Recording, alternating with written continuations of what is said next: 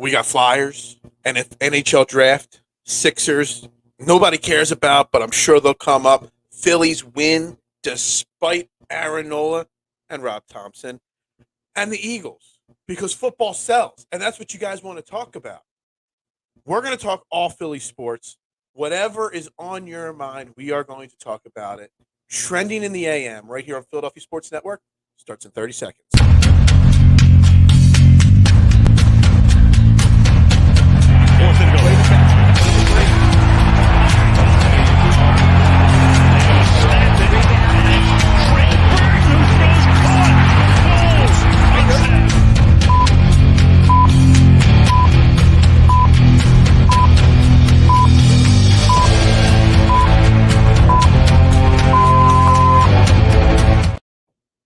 And a very good morning, everybody, and welcome to Trending in the AM right here on Philadelphia Sports Network. We're live, Facebook, YouTube, Twitter.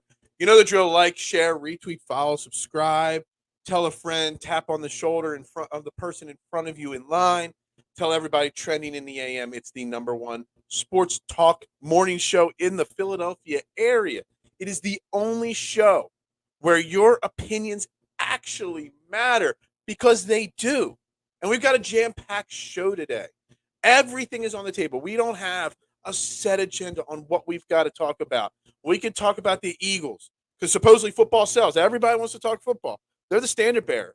You know, they're the standard bearer in Philly. That's what everybody loves. Training camp is right around the corner, so we'll start some football talk today.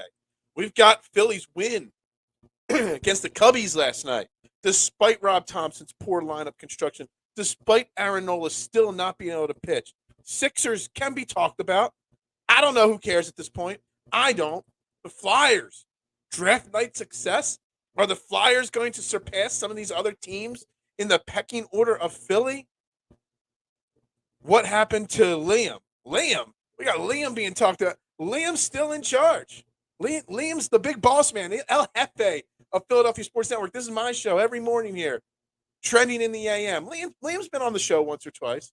You know, maybe we'll get him on again. Tell Liam to wake up. You know, in England, it should be, what time is it over across the pond? I don't even know. But Liam's still around. What is up, my man, Drew? How you doing today? And chatter, I am not mid. I never am. But like I said, let's go. This is Trending in the AM right here on Philadelphia Sports Network. Let's have some fun today. Let's talk about whatever it is you want to talk about. And I was just trying to reset on Twitter and retweet out the show and share it out as I was doing my intro. And someone just instantly retweeted out me about my Phillies takes from last night, and about how I said, what the hell is, I love the comment. Absolutely. Every Eagles fan hates the Cowboys. Every NFL fan that isn't a Cowboys fan hates the Cowboys. Is there a Clarence? That's a great comment. I'm not going to put it back up.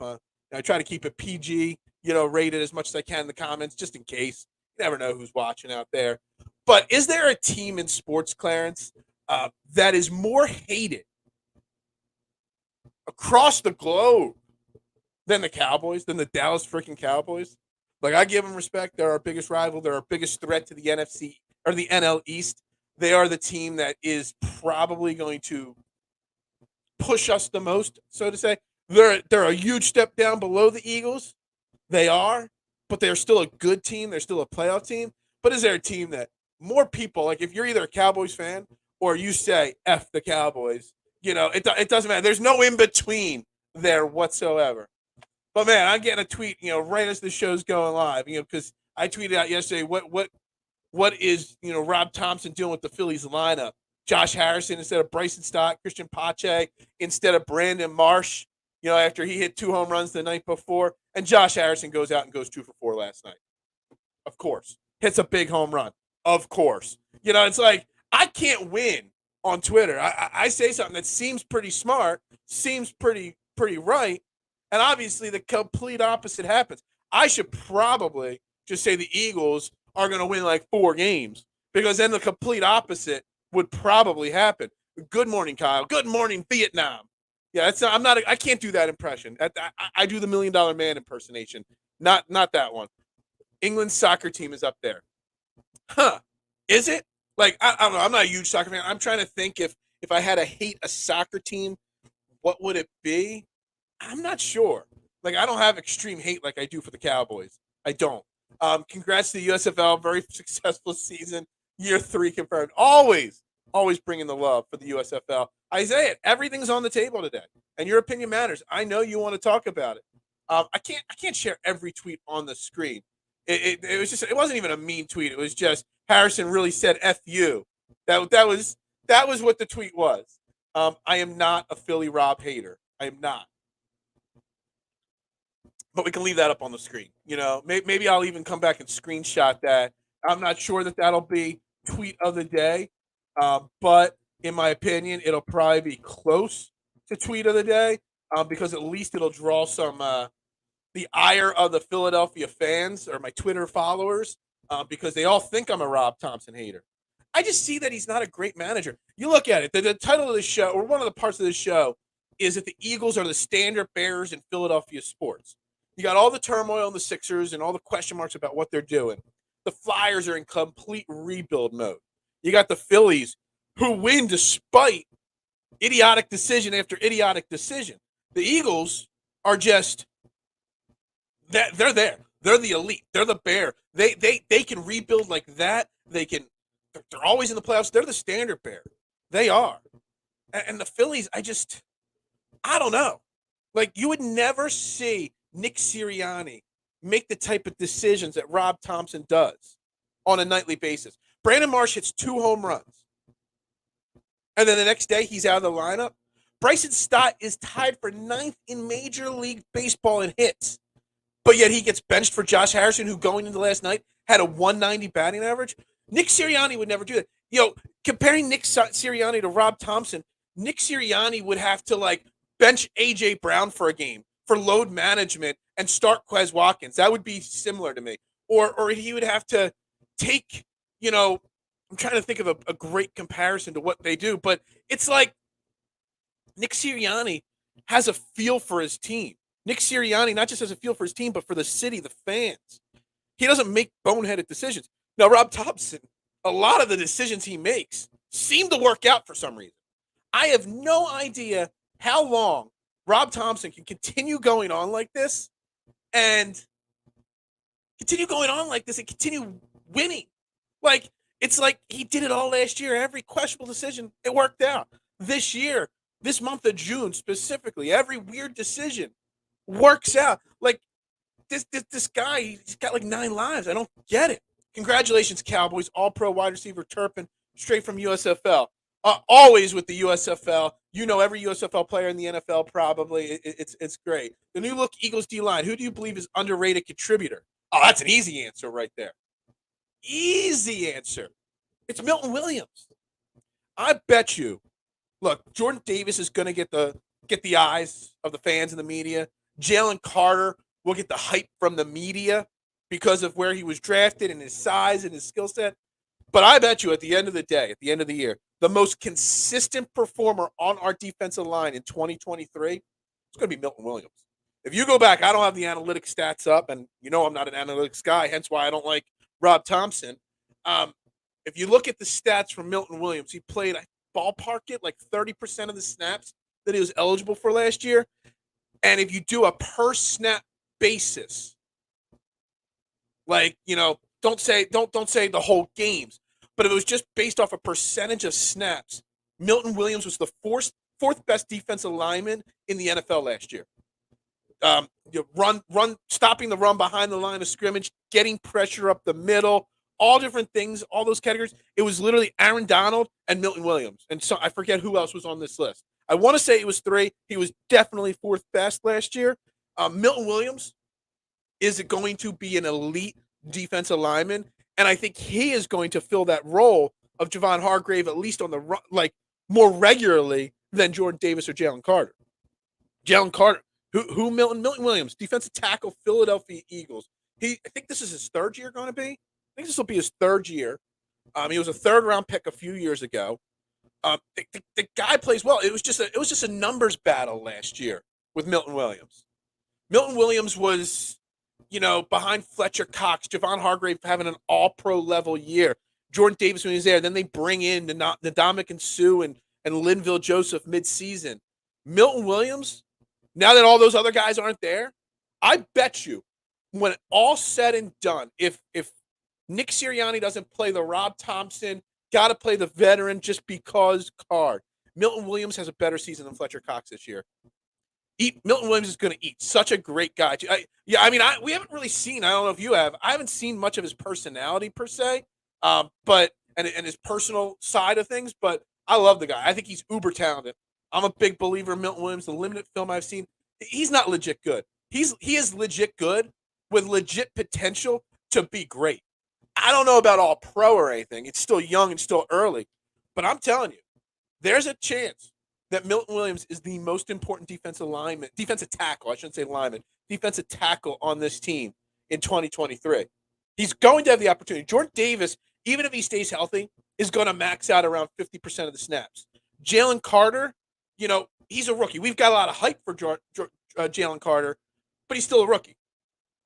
Fletcher Cox, he's getting up there in age, man. Like there's a scenario in my head that, if Javon Hargrave didn't go, Fletcher Cox would have been let go on this team. Like, he's not going to be able to play 60% of the snaps next year. Milton Williams could lead this team in snaps on the defensive tackle position this year.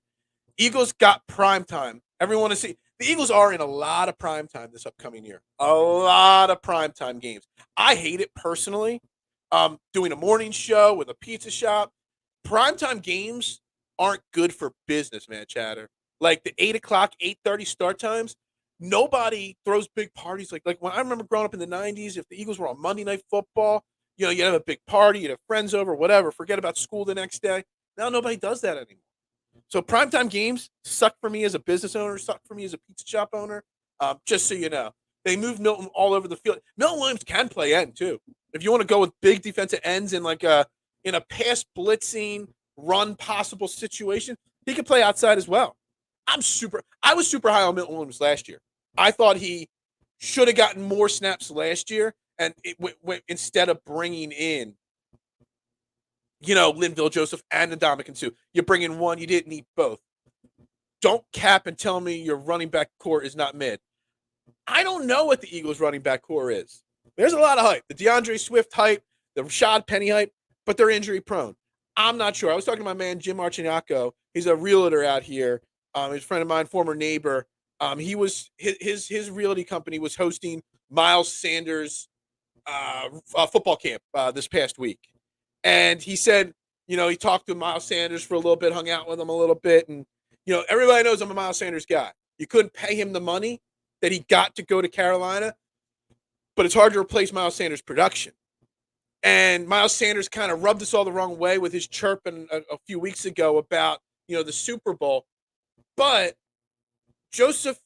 Penny and Swift could be better than Miles Sanders, but we don't know. It's in my mind, it's a question mark for sure. I seen an interview of Milton Williams on YouTube a few weeks back. He doesn't have a big personality, but he seemed laser focused. Drew, I mean, if you remember, I don't know if you're on Twitter, Drew. If you know where that link is and you want to DM me that link, I'd greatly appreciate it because I'd love to know. Or if not, just maybe put it in the comments what site it was on. I'd love to read it because I'd love to get more personality on Milton. Learn a little bit more about the man Milton Williams to back up my hype that I feel for this guy. I hate the Eagles only play at one like 3 times. I know. Am I in the minority, Kyle? Maybe me and you are in the minority. I love 1 o'clock football games. They're my favorite. You get up, you have your coffee, you set your fantasy lineups, you watch football, the game's over, then you go throw the steaks on the grill or you cook dinner or whatever. Like, I love 1 o'clock games. 4 o'clock games are the best for a pizza shop owner and business because 4 o'clock games happen right at dinner time, so everyone throws their pizza parties and stuff like that and wings and stuff. But for me as a fan, I love 1 o'clock football games. I know we're in the minority in that. People love Monday Night Football. I hate Monday Night Football. I do. Buffalo, we leave work early and hang and then drag into work. Yeah, it's just not as what he – man, Chad, I don't know how old you are, but it's just not the same as it was 25, 30 years ago. When I used to live on the West Coast, we'd get together for prime time. It's different when you live on the West Coast. West Coast is totally different. Totally different. Yeah, I don't even know. Like, what do? You have mimosas, like at 1 o'clock games on the West Coast. You get up and have mimosas and Bloody Marys to watch football. Like, it's got to be weird. I was joking with somebody the other day. Like, I love San Diego. I love San Francisco. I've spent time in both cities. And if it wasn't for cost of living and 1 o'clock football games being at 10 a.m., I would love to live out in California someday for a little stretch of time. Miles offered nothing as a receiving option.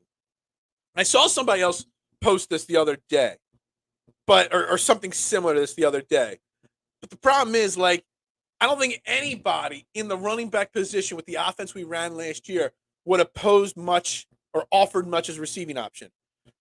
Jalen Hurts was thrown to A.J. Brown, Devontae Smith, Dallas Goedert, Quez Watkins. I mean, and then the rushing attack of Jalen Hurts and Miles Sanders. Like, there's no need for a running back in the backfield to catch the ball. So I get what you're saying, Clarence, but I don't think there's much more you can say. Look, we're trending in the AM. We're 15 minutes into the show. We got 9 likes. I think today's conversation is going to roll. It's going to hammer today. Make sure we're smashing that like button. I am not on the clock today. I technically am off from the pizza shop today. I got to do some paperwork and stuff like that. I don't care if we hit overtime, but I want to see those likes go up on this show if we're going to keep this show rolling past the hour mark. If we're going to hit overtime today, got to get the likes on Facebook and YouTube up. Share it out. Go tell a friend. We're talking everything. I knew it. As soon as we talked Eagles, started talking Eagles, the baseball conversation, the Flyers conversation, all that would go out the window. I'm old and stuck in my ways, so I refused to get Twitter. It was on Lord Brunson. Okay, I'll look up Lord Brunson's YouTube. Is he a good guy? Or is Lord Brunson the one that people tried to cancel? I forget. I know the name. I think I follow him on Twitter. I don't know. I live in Australia. Oh my God! What? So hold on a second, Clarence. What's the time zone in Australia? Well, like, so it's 8:47 a.m. right now here in the suburbs of Philadelphia, in southern Chester County, Cochranville, West Grove area, just south of Kennett Square. So I'm an hour south of Philly. I'm an hour north of Baltimore, and it's 8:47. I need to know what time it is in Australia right now. Giant tailgate for the day, then stumble into stadium or couch. Yeah, I almost prefer to tailgate. I don't even like, man, Chatter, going to the stadiums. Last Eagles game I went to was 2 seasons ago. I went to the Eagles-Chargers game at the Link. It was the game that the Eagles were down very little late in the game. It was like 7 minutes left in the game. The Chargers got the ball and literally ran 7 minutes off the clock, and the Eagles never got the ball back. It was so frustrating. But I just don't like big crowds. Like, I'm just not a crowd person. I also like to be on social media, interacting with my followers and stuff like that. I love live tweeting. I love the focus of being watching the TV, cheaper beers, stuff like that. LOL. It was weird watching games early in the morning, drinking at first. It was my 20s. Yeah, I mean, when we're in our 20s, Drew, anything's possible. Dude, the amount of beers I drank in my 20s, man, at 7, 8 a.m. in the morning, it's totally different. Totally different than it is now. Phil, your enemy is the grill. Peeps don't pile down pizzas 90s as much. Yeah, I mean, it's true. It's true. And the style of the grills with the Trayers and the pit bosses and all that. Everybody's a smoker now. You know what I mean? That's 10:47. So PM. So we're treading in the AM is in the PM in Australia right now. I love it. I love it. We'll change the name to Trending in the PM just for you, Clarence. I like how you stadiums are near stadium, but on an island. The Philly Stadium area. Yeah, the stadium complex is great, and that's a huge controversial topic right now, man, Chatter in Philly, because the Sixers are talking about leaving the Wells Fargo Center and building a new stadium in the center of the city of Philadelphia, near Chinatown, where the old Gallery Mall was, and it's not as easily accessible. Where the Philadelphia Stadium complex is, it's right off of 95 and 76, two of the main highways in our city. Easy access. Everything's right now. Now they got a casino hotel there. They got Xfinity Live, this big restaurant and bar complex. It's fantastic. Anybody can come from any suburb and get to the stadium complex. You move the Sixers. I don't go to many Sixers games or sporting events anyway, but to get to a Sixers game, if this proposed plan goes through, it's going to be near impossible. There's going to be hardly any parking. You're going to have to take public transportation, which where I live, I have to drive 30 minutes to public transportation to then get to the Sixers game. The way that Philadelphia has the sports complex all together is fantastic. It's so easily accessible for so many people. families, everything. Could you imagine going to a Sixers game with a family of like 3 kids and trying to get them all on a train and getting them into the middle of the city? It's just not going to happen. It's such a bad idea. 2020, hell, at 29 and 30, I could drink like a champ. Now, 42, whew, I had one bourbon last night after a couple of beers with dinner. And man, I was out like that last night. NFL games kick off at 5 a.m. to 11:30 in Australia. That is insane. I've done a lot of traveling in my day, Clarence. I've never been to Australia, and time zone changes have messed with my mind and sporting events before. But man, I couldn't imagine being an NFL fan. And as an NFL fan, now you're watching the show, so you're probably a Philadelphia Eagles fan, and you're a Philadelphia fan. The thing is, like you got to get up and watch it. You know what I mean? Like, I know my man George, he's not in the comments today. He told me he wasn't going to be there. So Jalen Hurts, the champ, man. So I can say all the positive stuff about Jalen Hurts because George is not here to bring me back down to earth. But he's in England. And you imagine, I forget, I think it's like a 5 or 6 hour time difference. When the Eagles play like at 8 o'clock at night, like that's a 9, 10, 11, 12. It's like a 1 a.m. start time. And he stays up for all of them because he's such a huge Eagles fan. Doesn't matter the next day. Tailgating culture started big 210. Yeah, maybe. I mean, I don't know. I've done some tailgates, when I was younger. Long story short, getting off topic here. I once at the Vet back in 99, I think it was, in college, Dave Matthews, Santana, and the Roots did a 3-day series at the Vet of shows. And I went to all 3, tailgated all 3, lived in the back of my van. You know what I mean? It was a fantastic time. Just tailgating for 3 straight days and watching 3 concerts. Basketball usually like downtown. Yeah, but it's not easily accessible for the common folk. It's not. When you're in an area like Philadelphia, where not a lot of people live in Philly, they live in the 5 surrounding counties and the suburbs. It's easier to get to where the Philadelphia Stadium complex is right now. Been to Philly a lot, but not sure how perfectly laid out. The city, it's just not easily accessible. Bill's Stadium is in Orchard Park, 25 miles or more south. Yeah, it kind of looks like it's not in a really built up area. It's not like the middle of the city or anything. So that's why I like it. 30s, alcohol puts you to sleep. Well, I'm not in my 30s. It puts me to sleep in my 40s, that's for sure. But it's not deep sleep, so you're tired all day. I feel good today. I got a good night's sleep. I got the day off. I'm going to give myself a little haircut. Got some stuff to do. Got to go pick up my wife's car from the dealership today. Just turned 43. I'll be 43 later this year. I don't drink anymore unless it's a special occasion. I'm useless the next day. Yeah, I mean, look, I work hard. I like a cocktail at the end of the day. I don't drink a lot every day. But if I go out to dinner, I'll have a beer or 2 at dinner. And after a 10, 12-hour day at the pizza shop, when I come home, I either like a glass of wine or a bourbon or vodka. No tequila, but everything else. Yeah. And Clarence, Matt Chatter wants to know where you live. Like, so you're in Australia. He's in Australia, just so you know. I'm just curious, is he a transplant in Australia or is he from Australia? So I'm always curious how Eagles fans that aren't from Philadelphia become Eagles fans. Like, I really am. It always intrigues me. Like, George is never, from Philly. He lives in England. And, I think his wife's from New York. So, I mean, he could be a Giants fan, but, he's an Eagles fan. He got latched on. We've had the conversation, me and him privately. I think it's great, but I'm always curious about that. It's the enemy. REM, sleep next day is a no-go. No stadium has some residential around. Okay. Oh, Phil Boogie. I don't even know what that means. Glass of wine. I do. I drink with my little pinky up, a little glass of red wine. I drink the cheap stuff. Paisano. Jugs with a twist off top. Like, I don't need no bottle opener for my wine bottle because I drink the cheap stuff. All right. So we're 25 minutes in, and we have just completely rambled because, look, football sells. I love it. We still haven't gotten any more likes. There's still only 9 likes on this video on YouTube, still only 2 on Facebook. Let's get our shit together, guys, here. All right, so as a reset, on the table, if you want to talk Sixers, it's there. If you want to talk Flyers and their draft pick of, what's his name? Matvei Michkov.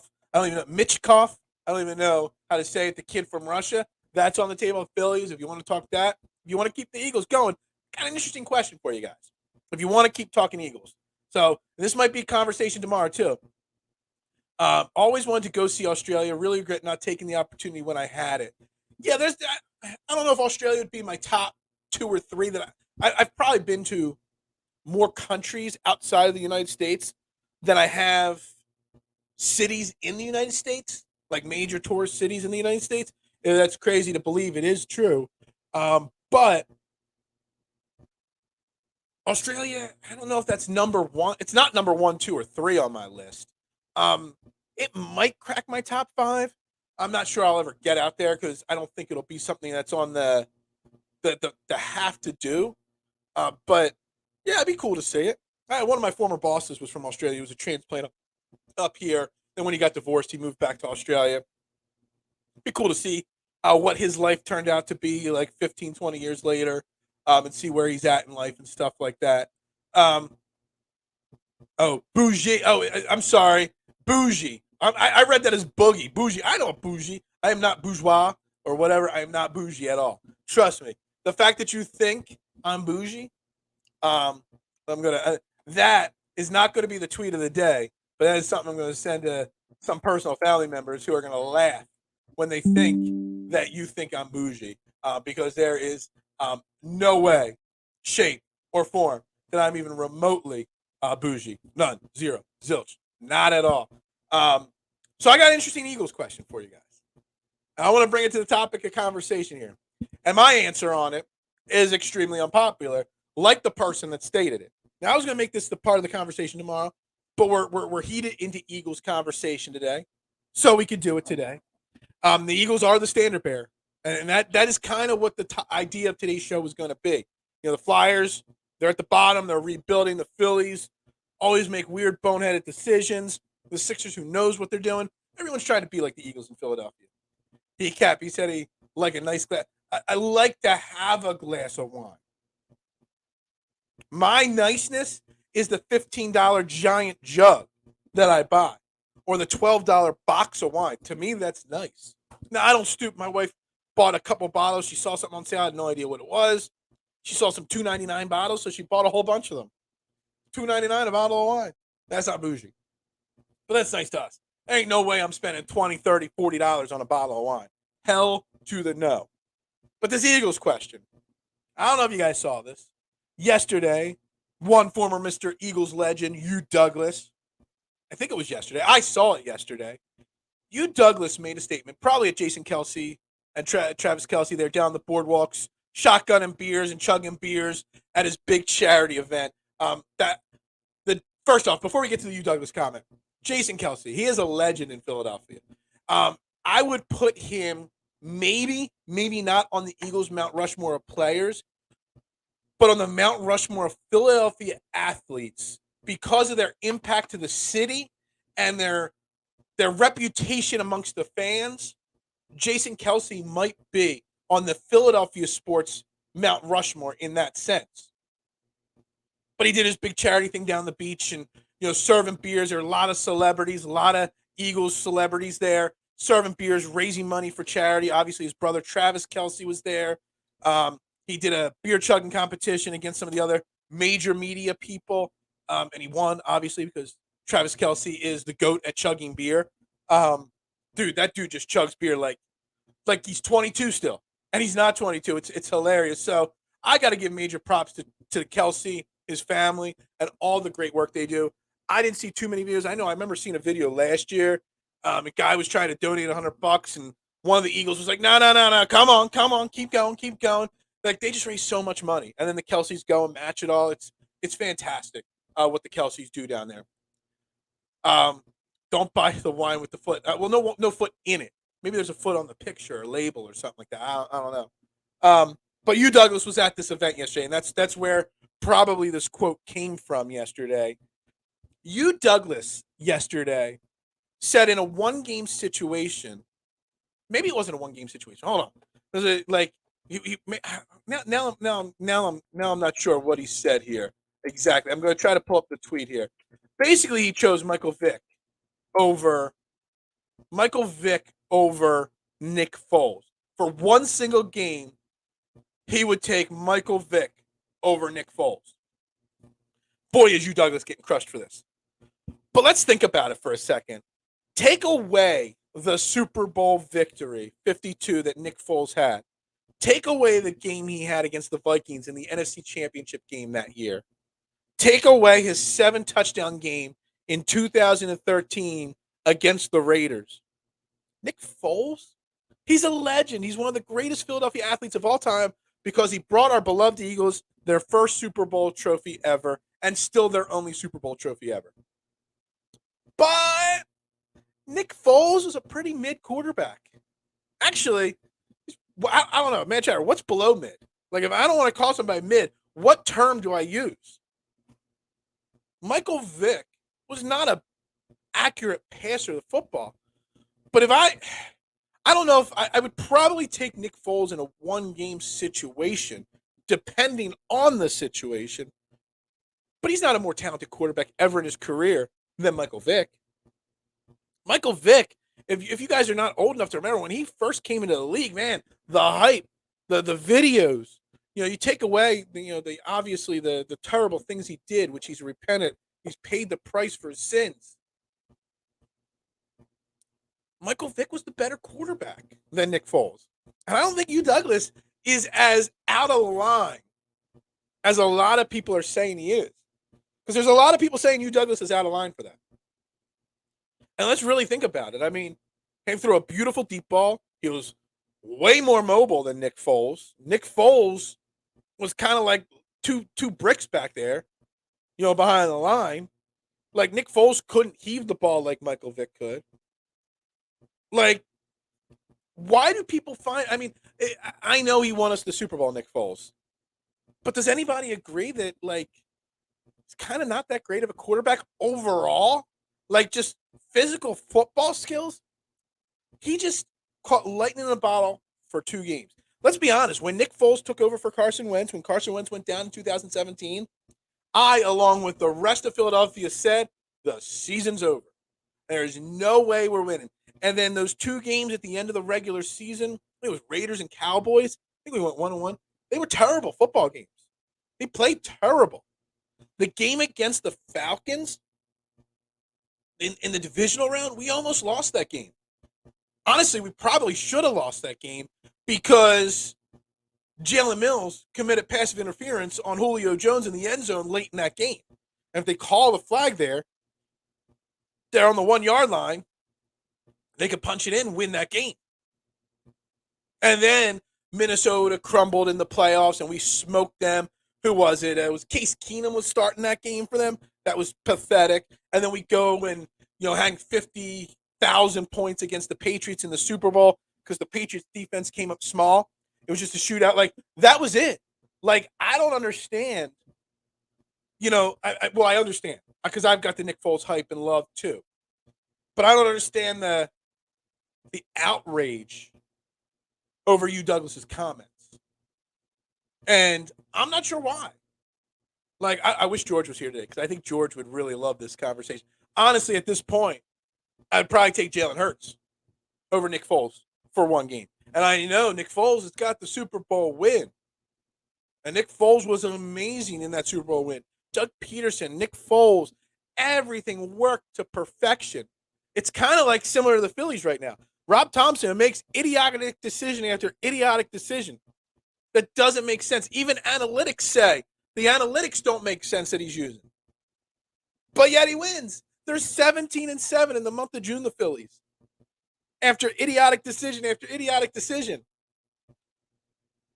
Nick Foles won a Super Bowl. He got lucky almost to an extent. Now, I'll take it. It's my only Super Bowl. The only quarterback I would take Nick Foles over is Josh Allen, man, Chatter. Just so you know. I'm just kidding. I think there's too much outrage going on over this comment from Hugh Douglas. I think Hugh Douglas played for both Foles and Vick. I don't know. I don't know if you ever played with Foles or not. Michael Vick was just so good. He was. He was just such a talented, quarterback. It's such a great athlete, man. And I'm always curious to think that if he got himself away from his home crowd and never got into trouble and, never did the dogfighting thing, that what could have his peak? Would he have ever gotten better? Would he have ever won a Super Bowl?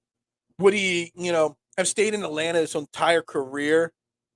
Below mid is garbage. I thought maybe there'd be another word that didn't include the word mid.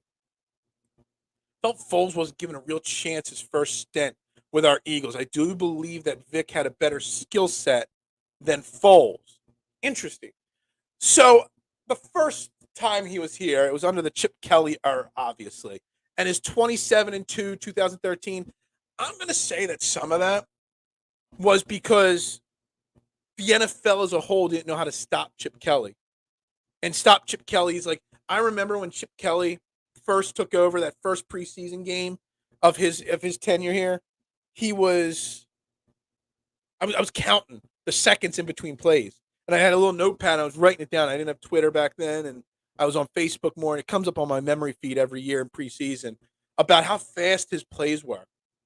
And I think a lot of the early success of Chip Kelly in the NFL and Nick Foles that year was because of that. And obviously we see that it wasn't sustainable. The next year, he got hurt the next year, right, Nick Foles? The second year under Chip Kelly, they still won 10-6. They missed the playoffs. Then it all fell apart for Chip Kelly. In his third year, went to San Fran, fell apart there. Hasn't even been uber successful in college. Where's he at? University of California, I think. Like, Chip Kelly has not been successful ever. Since the last time he was successful was his first year in Philly. Outside of that, it's Oregon, and that's it. So am I. You know my opinions on dogs. I got 4 of them running around my house right now. Obviously. But I do believe in second chances, and I do believe that if you do a crime and you pay the price of your crime for your crime, and you do the time, you deserve a second chance in life. And Michael Vick, I don't want to get into a very serious conversation about it. Obviously, I wasn't a podcaster during the whole Michael Vick to the Eagles situation. I was fine with Michael Vick. He did the longest sentence of anybody ever convicted of his crime. So at the time, so he deserved that chance. Vick was a constant, consistent 8. Tom Brady's a 10. I don't know if I'd put him that close to Vick or to Tom Brady, but he's better than people give him credit for. Nick Foles had to play the one flawless perfect game, and he did. He played one flawless game in the Super Bowl. He played great against the Vikings in the championship round, in the NFC Championship game that year. But a lot of that was also that the Vikings stunk. They weren't a good team. So, I mean, what did we beat them? Like 38-3 or something like that? It was insane. Like, Case Keenum is not a Super Bowl quarterback. I think Vic's game was improved when he came to the Eagles. He admittedly said that he grew as a professional when he came to the Eagles. Vic's issue was doing too much, injuries. Yeah, I mean, Vic was exactly the opposite of what Jalen Hurts is in the running aspect of the game, and that's the fact that Vic couldn't protect himself. Every running quarterback's going to get injured and banged up all the time. You got to learn to protect yourself, to limit the hits and limit the hard hits and stuff like that. Vic couldn't. I mean, I think there were videos of him trying to be taught by baseball players how to slide, and he just wouldn't. So I think there's a scenario where Vic is a better quarterback than we give him credit for, even. And this whole Vic is over Foles thing blew up, and everyone's calling, you Douglas, all these names on social media. It's like, it's not as asinine and as insane as people think. I mean, again, I take Jalen Hurts over both of them. Jalen Hurts will play in more Super Bowls than both of them combined, for sure. What's Foles been in one? Vic never? I don't think Vic ever. I believe in second chances. I would want to ask him how he could do that. Yeah, I mean, man, Chatter, you're not an Eagles fan, but when he was brought to Philly, the picketing, the boycotting, everything. I mean, it was a hot button topic. That was 2008 because my pizza shop, 2008 or 2009 because my pizza shop had just opened up. And I know I lost a customer. Because a customer came in the day after Vic was signed. And he said, "Are you going to stop watching the Eagles?" And I said, "No." He said, "Well, why not?" I'm like, "Because they're the Eagles. I cheer for the color of the jersey, not the name on the back of the jersey."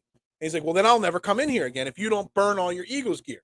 I'm like, "Well, then I guess you're never coming in here." And this was in the very beginning. He ordered $50-$60 once a week religiously. Never came in my pizza shop ever again. He had no problem sending his daughter in for a job. But he personally never came into my pizza shop again. It's crazy.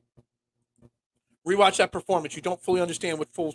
Oh, I understand. I've rewatched it plenty of times. I'm an Eagles fan. It's my lone Super Bowl. I mean, Buffalo hasn't ever won a Super Bowl, have they? But you guys lost 4 in a row back in the day. It's why I sort of am sneaky a Buffalo fan deep down inside. Which playoffs did Vic win?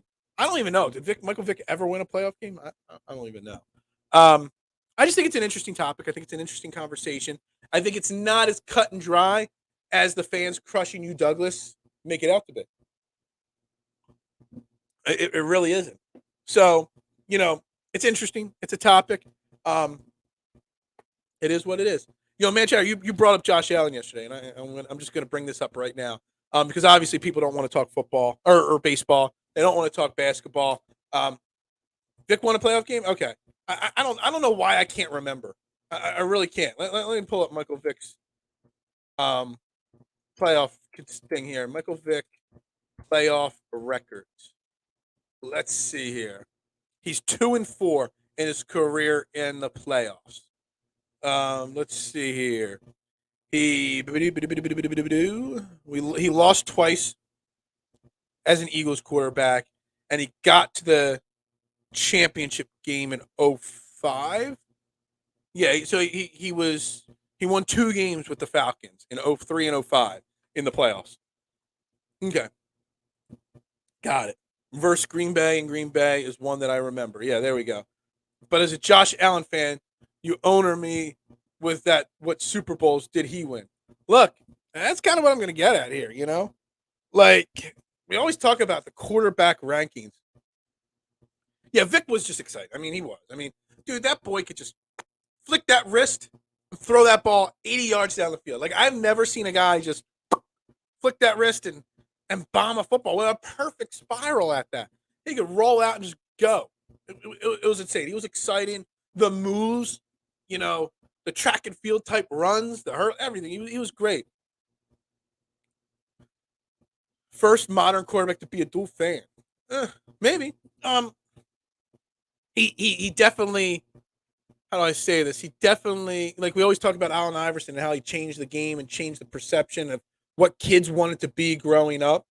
Well, Michael Vick kind of did that for quarterbacks in the NFL too. Like Michael Vick was a cultural icon, I guess is the way. Just like, people are saying who are the greatest basketball players of all time, and you kind of got to talk Allen Iverson and what he did for the game. And fans and kids and everyone wanted to be like Allen Iverson. Well, a damn lot of kids wanted to be like Michael Vick because of the way he played.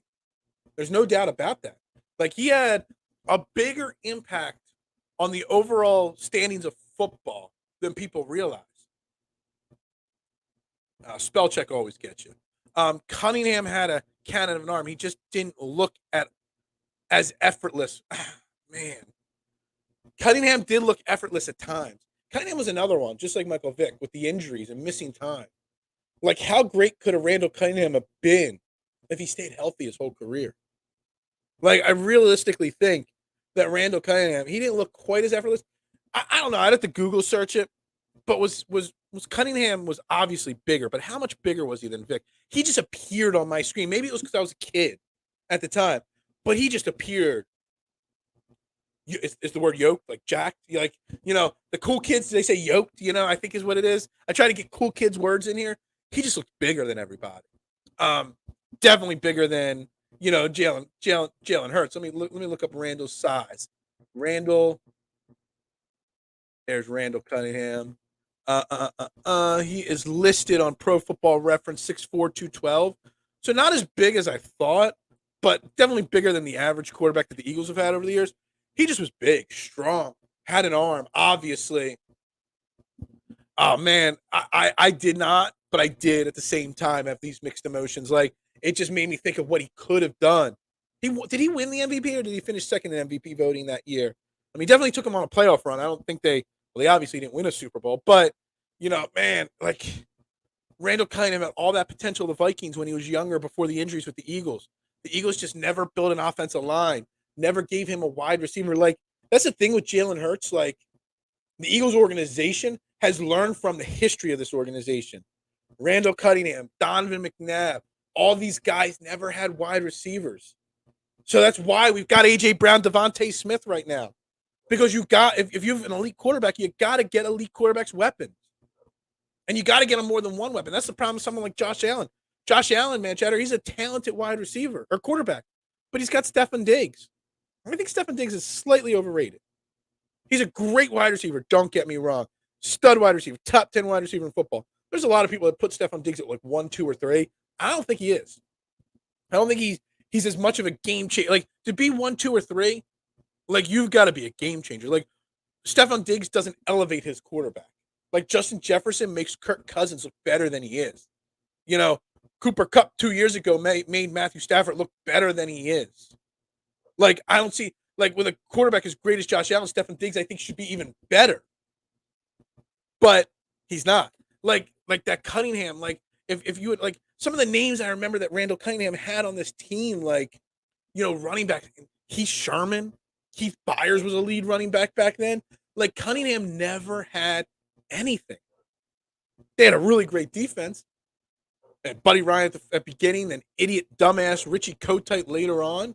Like, Randall Cunningham, man, you put Randall Cunningham in his prime on this Philadelphia Eagles team, whew. I mean, it wouldn't be much different than with Jalen Hurts taking them to the Super Bowl. But, man, you wouldn't have to worry about the injuries as much with this offensive line. Who were some of the offensive linemen? We had the center, something Alexander. Ron Heller was a lineman. He was mid at best. Yeah, the Eagles just didn't build a great offense or ran Cunningham. Allen, first quarterback I ever saw that throw the football with a flick of the wrist. Well, Michael Vick was that guy. Teams that don't build O-line stink because your quarterbacks get hurt, you know? I mean, we go back to 2020 as the Eagles when the Eagles had literally a different offensive line configuration every single game because they had so many injuries on the offensive line. And that's when Carson Wentz's career pretty much ended because he got injured so bad that year. What do you mean Josh Allen got better when Diggs joined? Diggs was balling with Vikings with a backup quarterback. What did the Vikings do? Like, I don't know. Like, Josh Allen was going to get better no matter who was the wide receiver. And again, what have the Bills done? The Bills made a Super Bowl with Josh Allen and Stefan Diggs? Like, Diggs, I'm not trying to say Diggs isn't a great wide receiver. He may be. If I really sat down and thought about it, he might be number 5 in the league, in my opinion. But I put Jefferson ahead of him. I put Jamar Chase ahead of him. I put Cooper Kupp ahead of him. And that's all for sure, without a shadow of a doubt. Yeah, wasn't that against the Eagles? And we smoked them. We smoked them in the championship game. I'm just thinking out loud here that Diggs is great, but he's not top 3 or 4 great like he is. He is considered by a lot of people put in the top 3.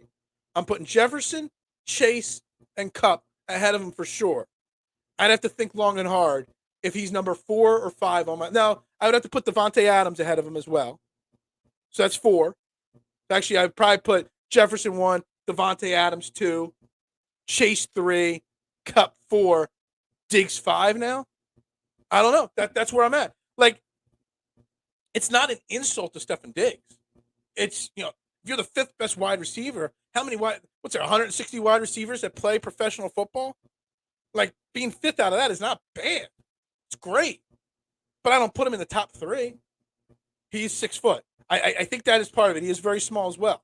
He can't, the type of NFL there is now, like, going to get those 50-50 balls, like, he just doesn't do it. He doesn't, you don't see videos of, you got mossed by Stefan Diggs as much. Like, I don't know. He's top 10. He's top 5, 6, 7, somewhere in that range for sure. I just don't put Diggs there. Look, I would put him over A.J. Brown, Devontae Smith at the moment. But both A.J. Brown, Devontae Smith have potential to be better than Stefan Diggs is at this point. For sure. Without a shadow of a doubt. Josh Allen is not mid. But Josh Allen, I think, is slightly. Again, just like Diggs is not top 3 in my opinion. Josh Allen's not top 3 in my opinion. He's the 4th best quarterback. And I don't think there's as, like, everyone's like, oh, it's Patrick Mahomes and then Allen, Hurts, Burrow, interchangeable. I don't think it is. I think it's Patrick Mahomes is clearly 1. I think based off of last year alone, it's Burrows and Hurts interchangeable 2 or 3. And then Josh Allen is clearly the number 4 quarterback in the NFL. I think it's pretty clear. I don't know where Diggs is ranked, but there are a lot of really good wide receivers. I just know he is really good. He is really all the – and that's the thing. Like, you don't just need one wide receiver in the NFL. You need at least 2 or 3 weapons on offense to pair with your quarterback. The Eagles have 2 great wide receivers and a great tight end. Who does Buffalo have? They got Dawson Knox. They got no running game ever. Josh Allen is their best running back. They're Gabriel or whatever his name was. I mean, he burst out in that playoff game 2 years ago and nothing since. Like, they need something else there. Maybe Stefon Diggs could be that top 3 wide receiver if he wasn't getting double teamed all the time. If Josh Allen didn't have to run for his life all the time. That's the difference in this conversation here. Josh Allen got better when Diggs came. No doubt about it. You're not wrong. I'm still just not putting him ahead of those other 4 wide receivers in the NFL. And there are, the conversation, I think you're misunderstanding me, is there are a lot of people that put Stefon Diggs in that 1, 2, 3 category, that think that he's part of that interchangeable, who's the best wide receiver in football, Justin Jefferson or Devontae Adams? Well, there's a lot of people that put Stefon Diggs there and say that all 3 of them are interchangeable, 1, 2, 3. I don't think that's the case. Maybe because of injuries last year, you can make a case that he's better than Cooper Kupp at this point. But I don't think so. I think Cooper Kupp comes back this year, and I think he proves that he's the number 4 wide receiver in football again. You know the difference between in his hands wide receiver and the general area? Yeah, I guess Gabe Davis. That's the guy I was thinking of.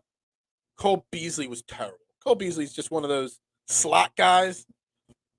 Finds a lot of open space. Yeah, I mean, he's not overly athletic or anything. And isn't Cole Beasley a nutcase or something like that? Or he gets involved in a lot of things on social media that just annoying. All right, let's keep this rolling here. Yeah, they need more than just a number 2. I don't know why we're turning this a Buffalo conversation. I wanted to say, I brought up Buffalo because I was going to talk about how I think Josh Allen clearly is number 4 in the NFL. And you could debate Burrow or Hurts at 2. But now we're stuck on Stefon Diggs. Like, honestly, like, I think it's a thing with building a team. And this is where, the whole point of the show, the Eagles are the standard bearer in Philly sports on how to build and sustain a winning franchise and relate to the fan base. Because I think building a winning franchise is great, but because the Sixers are a winning franchise. All the negative we talk about the Sixers on this show day in and day out about James Harden, Tobias Harris trades, Joel Embiid, all this, Doc Rivers. I mean, since they've made the playoffs, how many years in a row? 5, 6 years in a row. Yeah, they've gotten knocked out in the second round, but they're consistently a good regular season team. They just don't relate to the fans very well because of the way they do business. The Eagles build and sustain a winning franchise, but they relate to the fan base too. And I think that is part of it. It's not just because it's football, and football is the dominant sport. Like, they're the gold standard organization for all different aspects. Their players don't get into trouble very often. They win consistently. They rebuild at the right moment. They build for now. We always talk about, like, I've talked about the Phillies and the Sixers making trades because it's been so long and they're such losing franchises as a whole. The Eagles build for now and go all in for now, but also have the future in mind. Like, the Sixers and Phillies are always thinking about 5 years in the future, but not thinking about right now. The Eagles are straight up the gold standard. I don't think there's any doubt. They might be the new gold standard in the NFL. I mean, it was the Patriots with Bill Belichick and Tom Brady for so long. But is there any reason to think that the Eagles, as constructed right now, and as being run as an organization right now, is there any reason to doubt that the Philadelphia Eagles are not going to be in or near the Super Bowl every year for the next 5, 6, 7 years? I mean, you've got a veteran-laden team with the youth. You've got how many guys that are 25 years old and younger? Jalen Hurts, A.J. Brown, Devontae Smith. You've got Milton Williams, Jordan Davis, Jalen Carter. You've got, Josh Sweat. These are all just the guys that are young. Kenny Gainwell. These are just the young names. Reed Blankenship. These are the young games. Then you got the mid guys in their late 20s. Dallas Goedert, Avonte Maddox. You got Hassan Reddick. I think Swift and Penny would fall into that late 20s, early 30s category. And you're laced with veterans. I haven't even mentioned the offensive line. Young, Landon Dickerson, Jordan Mailata, Cam Jurgens, Tyler Steen, veterans, Lane Johnson, who's got 3 or 4 more years left, Jason Kelsey. I mean, it's such a perfect mix. They're all in now, but they're also worried about the future. And that's something that the Eagles and Phillies don't do. Now, the Flyers are starting to start it all over again. Again, drafting last night. I know you guys aren't a hockey crowd, but I think the conversation about what the Flyers did last night in the draft, Matvei Michkov is a young Russian kid. And if you don't know, I don't know how I would compare this to football. But for those that don't know him, he's a young Russian kid. He plays in the Russian league, the KHL or whatever, second biggest hockey league in the world. But he's under contract over there for 3 more years. And everything going on with Russia, Putin, and the war in Ukraine, which I don't want to get into that, there's a chance that he never comes over here and plays in the NHL. He was considered, if not 1 or 2, of the best prospects in the draft. But there is that lingering thing. Will Putin ever let him come over here and play in the NHL? Now, most likely he will. It most likely won't be for 2 or 3 years, and who knows what happens to him over the next 2 or 3 years. Whether he's playing over there, he might have to serve in the military over there, whatever. As an organization in any sport, if you've got the opportunity to draft a game-changing, once-in-a-lifetime generational talent, but also know that that talent may never play for your team. I mean, it's a small percentage, 10%, 5%, whatever you want to put on it. Would you take that risk? Now, I don't know how it relates to other sports, basketball or football or baseball. I know it happened in hockey once, or in golf once. There's this guy, I forget his name. He was an ascending golfer. I think he was in South Korea. And he was a guy that he's going to win a major someday. But then he had to go serve and do his national service time and go serve, I think it was like 2 or 3 years in the military. And when he came back, he was never the same golfer again. And all that potential gone. He did come back. So I think it's really interesting what the Flyers did last night. It's a huge risk. The Flyers are in complete rebuild mode. They've already traded 3 or 4 players. There's more trades coming. They've got today starts round 2 of the draft, rounds 2 through 7. They got like 8 draft picks today, 9 draft picks today. They drafted 2 first-rounders yesterday. You know, they're in complete rebuild mode and will be. The goal, it's a long-term. It's almost like the Sixers with the process. The Flyers are in, we're looking at 3 to 4 years from now. We're not worried about winning a cup this year. You can still, but there's a lot that's going on there. I don't even fully understand what's going on with this kid. But because of his contract, because of Russian military, because of something, there is a fear that he never comes over here and plays. And it's a huge risk because there's other talented players on the field or on the draft board. And I don't know much about hockey. We talk about hockey like once every 6 months on this show. But I think it's a risk. I mean, it's a small risk, 5, 10%. But it is a risk. You could have picked another player there that clearly is going to play in the next 2 years without a shadow of a doubt in Philly. But you're taking a risk. I think it's interesting. I don't know. Like I said, I don't know a lot about it. I don't know, I even truly understand all the politics behind it. It's not like you could buy out his contract with the KHL to get him here sooner, like some other sports do. And like baseball, there's a kid in Japan that you want over here. Well, Ohtani. I mean, he had a contract. There's a posted fee, and he was brought over to Major League Baseball. And now look at him. It happens in baseball all the time. But it's different in hockey for some reason. I'm not sure. Anytime you sign a Russian player, always at risk since forever. Yeah. I just, for some reason, it feels like there's a bigger risk. That's why he fell to 7th in the NHL draft. Like everybody said, if he was already over here in the United States and playing like in college or something like that over here, he would have been picked 1 or 2 without a shadow of a doubt. He fell to 7th. And that says something there about the risk involved in him, that he was able to fall all the way to 7 to the Flyers. And I just think it's an interesting topic. It's an interesting thought process. But Eagles are the standard bearer. Let's go back to that conversation.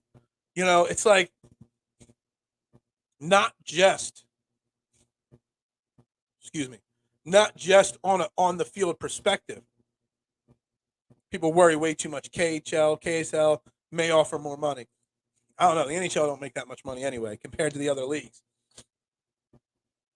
But the way the Eagles relate to the fans, Like yesterday, you go out and you see all the videos. And man, Chatter, I think you're pretty much the only one left. You and Drew are the only ones left in the conversation right now. So we might not go too much overtime. We might just wrap this up here, and then come back tomorrow. You go into yesterday and you watch the videos of Jason Kelsey amongst the fans with his charity and his function and how he's interacting with the fans and how beloved he is. Like, they're the gold standard on so many different levels. I think it's insane. It's awesome. It's great. It's fantastic. But it's also, how do I say this? It's different how the Phillies relate. The Phillies just were in the World Series last year. They were. This team is almost identical with technically upgrades. Yet they're so divisive amongst the fan base. I put out there a tweet last night, along with another 1,000 people that put out the same tweet about the lineup construction. And there's so much fighting and bickering going on amongst the fan base. Hell, even Mark, who's in the comments sometimes, who I think is on vacation right now, who thinks the Phillies can never do any wrong, was criticizing the Phillies before the game about the lineup construction. Like the Eagles, no matter what they do, there's never that divisiveness amongst the fan base. And it's because of the way they present themselves to the fans. They're likable. I think it's more than just likable. Yeah, the Phillies are the baseball team. You know that. You watch this show when we're talking baseball, Mad Chatter. You do. There's no doubt about it. But I just think it's the gold standard doesn't mean just the best team on the field of battle. It's the best team organizationally speaking, the best team thinking of the future and the past and the current. It's the best team about the way they relate with the fans. Like when I say gold standard, the Eagles, it's everything. It's ownership down to the last volunteer. It's to the last person in the stands working. You know, there's so much to it. But there's bait Twitter. I'm sure there's divisiveness amongst Bills fans. It's something special when it comes to the Eagles right now. And it's something that, like we've joked before, like, well, first off, I did a poll earlier in the week about whose job you'd want in Philly GMs, and I eliminated Howie Roseman from the conversation because everybody would want that job. And nobody wants to be the Phillies or the Sixers GM right now because of the situation they're in, but also they're not a relatable team. Hell, the Flyers in full rebuild mode right now, trading away every star player they have and the few they have. The few names I actually recognize on the team. And people relate to the Flyers more right now than the Phillies and the Sixers. The Flyers are less divisive than the Phillies and the Sixers. It's a shame. It's crazy. It's hard to imagine that is where we're at right now with some of these teams. Trying to check to see if anything else interesting happened on Twitter right now, but nothing else did. Look, Phillies play tonight. They try to go for the sweep against the Cubs. Taijuan Walker tries to continue his high. I think he's given up 2 runs in his last 4 outings. He's pitched fantastically. I'd like to see the Phillies get the sweep of the Cubs tonight. They got another big 3 games against a very winnable 3 games against the Washington Nationals. They win tonight. That'd be 4 in a row. Then they can go and sweep Washington. It would be another 7-game winning streak. The June hot streak continues to roll on. 17-7 tonight. You know, maybe they get to 18-7, 19-7 for the month of June again. It's crazy how great they turn it on in June, but they're still divisive. They are. And they got to go out tonight, and we'll see what the lineup looks like tonight. You know, I'm sure Stott and Marshall will be back in the lineup tonight. We'll see. We'll see how it goes. It'd be nice to see Kyle Schwarber get a day off. It'd be nice to see Bryce Harper get a day off. Dave Dombrowski spoke yesterday about the trade deadline that is coming up in 30-some days, about maybe not getting a first baseman because Bryce Harper took full fielding practice at first base. Whenever that All-Star break is, very soon from now, when it comes up, he says that Bryce Harper will probably be at first base after the All-Star break. I'm not sure if it's the right move or not, but it is. And then they go out, maybe they get a left-handed bat, a left fielder, you know, or an outfielder of any kind to play left field to get Schwarber in the DH role. That would help things a lot. It would. But we'll pick this conversation up. Since we talk so much football tomorrow doesn't have to be an all-football Friday. Whatever happens in the news today, we'll talk tomorrow on Training Game. Whatever happens today, you know, we'll recap the Phillies game. Whatever happens to me on Twitter, because something always happens to me on Twitter, we'll talk about it, and we will talk football. We'll continue talking football tomorrow as well. So we're going to wrap it up. Trending the AM. I thought today would be a longer show. It's not an hour and 5 minutes. We're wrapping it up for Philadelphia Sports Network. I am Phil Stiefel. This is Trending in the AM, where your opinions actually matter. We'll be back tomorrow. Y'all have a great day.